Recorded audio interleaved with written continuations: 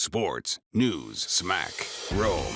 Only on CBS Sports Network. You really feel this way? You really see things like this? Or are you selling tickets and promoting a fight and a brand? Well, no, I'm absolutely not. I'm not on that side of it. You know, I get asked that promoting question a lot. And I'm not a promoter. You know, Dana White has the license to promote. I don't have a license. I have a fighter's license. I show up with short pants and a mouthpiece.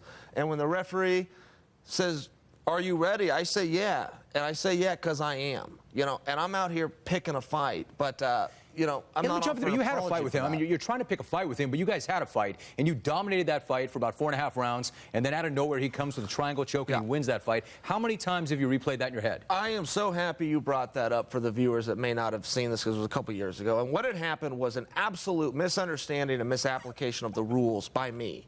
We're in the 5th and final round. He locks on a submission, and I acknowledge that he has it tight by slapping my hand on his leg. You tap. I tapped, right? So what I thought is you go to the cards. I win 4 rounds. He wins that round.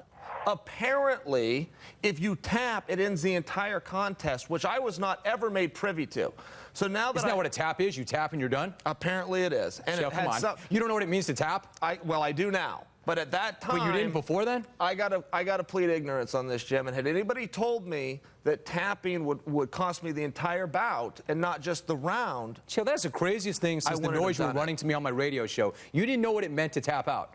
Well, I do now. That all I can tell you, because it's very hard to look back, but what I can tell you now is that if you tap, it will signal a surrender of the entire bout. Right. And you didn't know that then.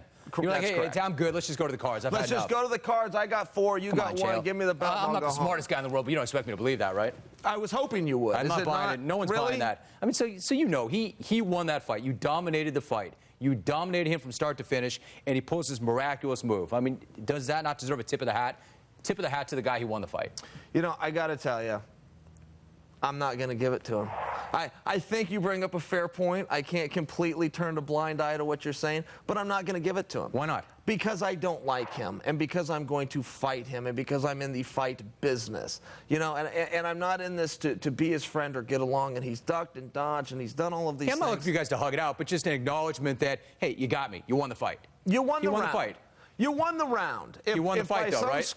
That's what they said. When it was all said and done, Have you convinced yourself that you didn't win, that you didn't lose that fight? I thought it was 4-1. All right. Well, I know you don't believe that. What's going to happen when you guys fight again? What's going to happen when we fight again? Listen, it's going to be a fight. You know, this is a sport, and it's of a competitive nature 9 out of 10 times. Very rarely 2 guys go out there to fight. We're going to fight. Sports, news, smack, Rome. Only on CBS Sports Network.